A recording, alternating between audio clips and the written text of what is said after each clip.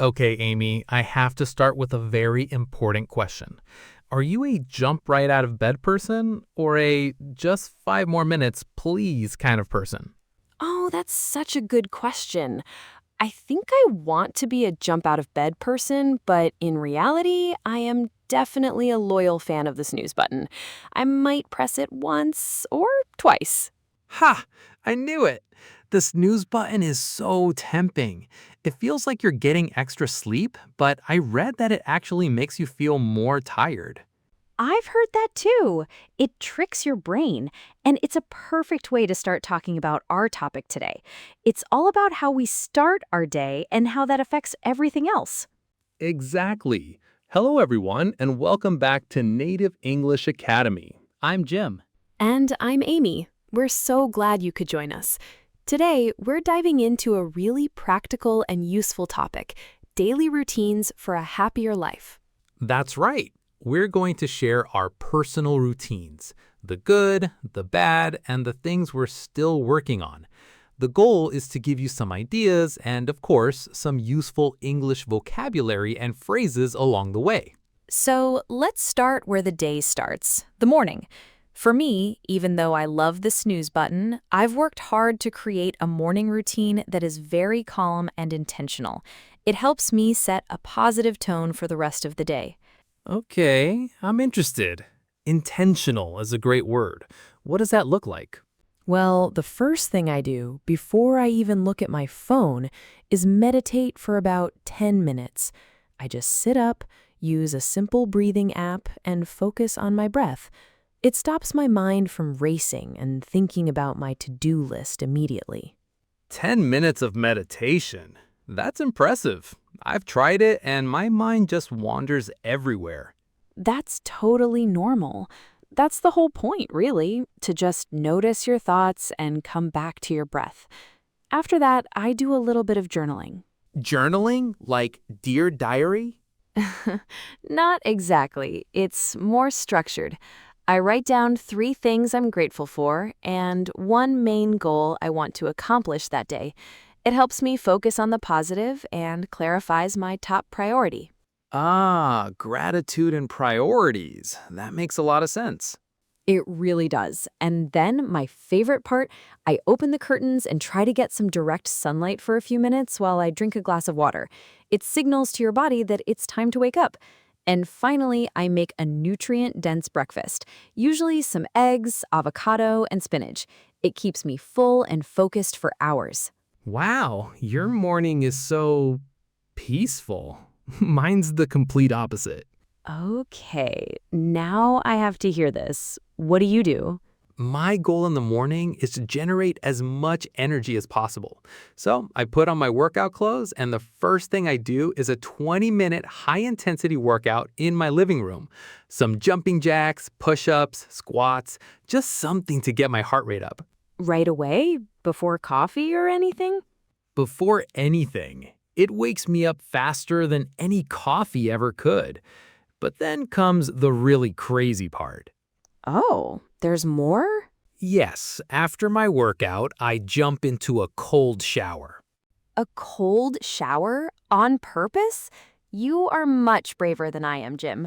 I could never do that. Why? It sounds awful, but it's incredible. You feel so alive and alert afterwards. It's like a shock to the system in the best possible way. The first 30 seconds are tough, but then you get used to it. After that, I feel like I can conquer the world. Then I'll have my coffee and a simple breakfast like yogurt and fruit. It's so interesting how different our approaches are. Mine is about calm focus, and yours is about high energy. But both set us up for the next part of the day, our work habits. I have to ask, what are some of the other benefits of a cold shower? I've heard it's good for your skin and hair. Is that true? Right, and that energy from my morning routine is crucial for how I approach my work. I'm a big believer in a concept called eating the frog. That's what they say. I haven't noticed a huge difference in my hair, but my skin does feel better. I've also read that it can boost your immune system and improve circulation. For me, the biggest benefit is the mental one. It's a great way to practice discipline and resilience. If you can handle a cold shower first thing in the morning, you can handle anything that day throws at you. Eating the frog? That sounds unpleasant. What does that mean? It's a phrase from Mark Twain. The idea is if you have to eat a live frog, it's best to do it first thing in the morning. And if you have to eat two, eat the bigger one first. Okay, so in terms of work, the frog is your biggest, most difficult, or most important task of the day? Exactly. It's the task you're most likely to procrastinate on or put off. I try to schedule that task for the first 90 minutes of my workday. My mind is fresh, I have energy, and there are fewer distractions. Once it's done, the rest of the day feels so much easier. I do something similar. I call it my deep work block. From about 9 until 11 in the morning, I turn off all notifications on my phone and computer, and I only focus on my number one priority.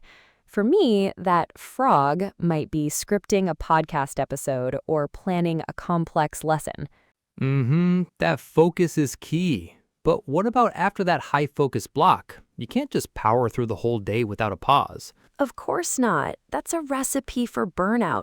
I am a big advocate for taking intentional, short breaks. And I don't mean scrolling through social media, which can actually make you feel more tired. Right, that's not a real break. So what do you do? About once an hour, I get up from my desk for 5 minutes. I'll do some simple stretches, walk around the house, or just look out the window.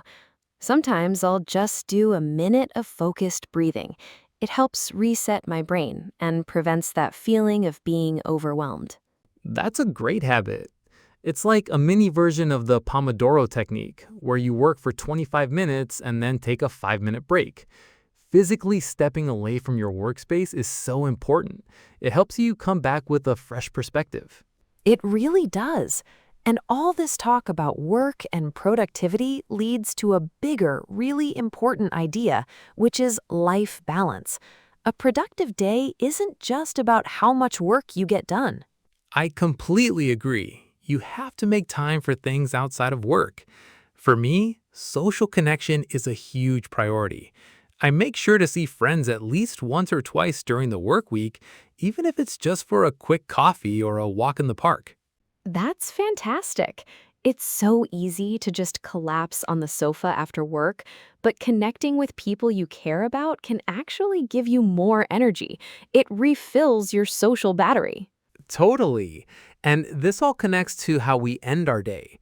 Just like a good morning routine is important, a good evening wind down routine is crucial for setting up the next day for success.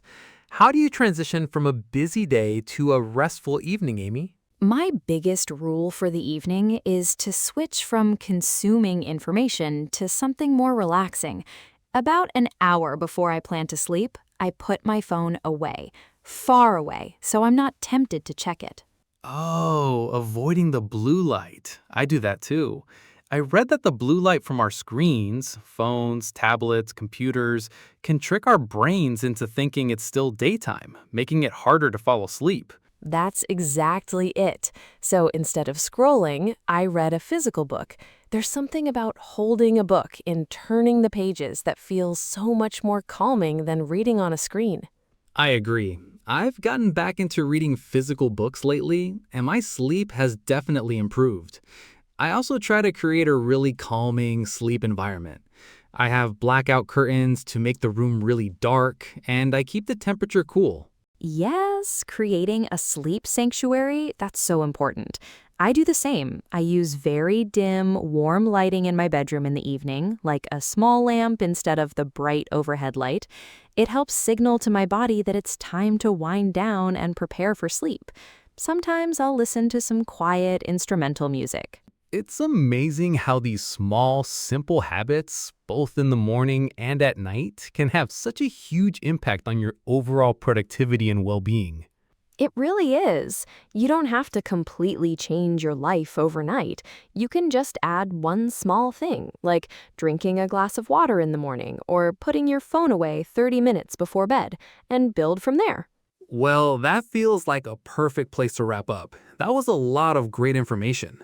It was. So, to recap, we talked about the power of an intentional morning routine, whether it's calm like mine or energetic like Jin's. We also discussed strategies for focused work, like eating the frog, and the importance of taking real breaks. And we finished up by talking about life balance and creating an evening wind-down routine to help you get a great night's sleep. We hope you picked up some useful tips and some new English phrases today. Thank you so much for listening to Native English Academy. We love having you here. That's all for this episode. Be sure to tune in next week for another conversation. Until then, take care. Bye, everyone.